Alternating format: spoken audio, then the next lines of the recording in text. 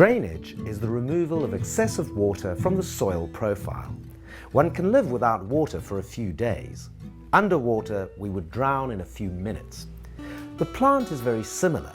It cannot live for very long in waterlogged soil, so we use drainage to lower the water table in the soil and to make sure that the roots get enough oxygen. The first step is to bring in a drainage expert to undertake a field inspection. This inspection can be done when the soil is at its driest. The soil will tell you if it's been waterlogged in the past. Lack of roots, rust in the soil, layering, white soil caused by leaching, and other pointers will tell the drainage expert if the soil has been waterlogged in the past. He will look at the topography of the land, the depth of the water table, the soil structure, and other limiting factors. He will decide where the water is coming from that is causing the high water table. Is there an overflowing river or a leaking dam or canal nearby? Once the source of the water causing the problem is found, work can begin to plan the drainage system. The type of fruit that is to be planted is taken into account because some are more prone to wet feet than others. A pear can take more water than a peach in most cases. Next, determine what is going to be the most effective drainage system at the lowest cost. If the water is coming from another source, such as a nearby river, a cut-off drain should be installed to prevent that water from coming into the land.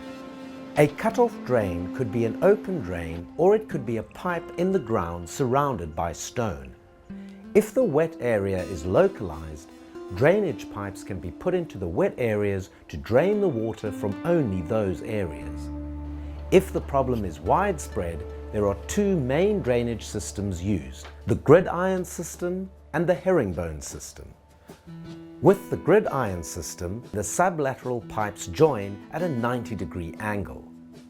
The herringbone is similar, except that the sublaterals normally join at an angle that suits the topography. A mechanical excavator is the most efficient way to dig the trench. This is done when the soil is dry, but still moist to prevent the sides from falling in. If the soil is wet, the trench will fill with water, making the job almost impossible. Digging begins downstream at the outlet, which is the lowest point of the drain. The trench is kept as narrow as possible to keep costs down. The trench is dug to the exact depth and no deeper. The depth of the drainage is determined by the type of plant that is going to be established and the depth of the soil. For most deciduous fruit, drainage pipes are placed up to 1 meter in depth.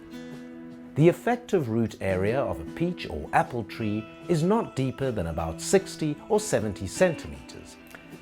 It doesn't help to place drainage any deeper than the effective depth of the roots. If you go into rock at 60 centimeters, going below 60 centimeters is not going to help you much. If the clay layer is at 60 centimeters, it will restrict the drainage to that depth. Drainage is never installed below the clay layer, so the various soil types, whether clay or sand, will also determine the depth of the drainage. It is always best to prevent the water entering the orchard by installing cut-off drains. It's very important that the drainage flows downward towards the outlet that the water will flow into, whether that's a ditch at the side of the orchard or a river. That will also have an influence on the depth of the pipes, because often your takeoff point cannot be lower than, say, 60 centimeters. So that will also determine how deep your drainage should be. The spacing between drainage pipes depends on the soil condition. Coarse fragments in the soil will cause good natural drainage. Soil that consists of fine particles will drain more slowly and pipes will be placed closer together. The deeper the drainage system, the further apart the pipes can be placed. Perforated PVC pipes of either 75 or 100 millimeters in diameter are used these days. A stone box, usually 300 by 300 millimeters in width, is used as a form to place stone in.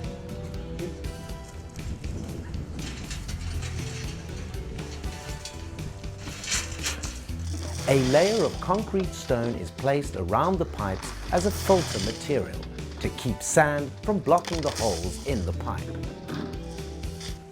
Using these boxes will help conserve cost, as stone is not overused and the cover around the pipe is even. A good rule of thumb is a 75 to 100 millimeter layer of concrete stone around the pipe. An expert will suggest the type of pipe and the fall-off angle that should be used. The pipe is backfilled by hand to the top of the box. It is then removed and reused on the next length of the pipe. These boxes are usually 2 to 3 meters long and frog leap each other as the pipe is laid.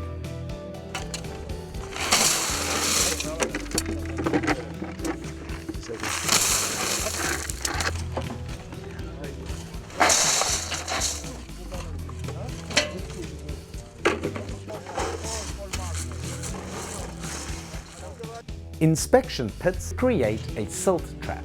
They catch all solids that get into the drainage pipes, and these solids must be removed at least once a year. Drainage improves the oxygen content and the bacterial activity in the soil, which is very important. It also assists nutrient uptake by the plant. It reduces the risk of disease and also reduces the risk of soil compaction. Most importantly, it will affect the size and quality of the crop. A farmer has a much better chance of establishing a successful orchard in well-drained soil. Deciduous fruit trees will always struggle in badly drained soil. Put drainage in when the soil is prepared for a new orchard, and many of those problems will disappear.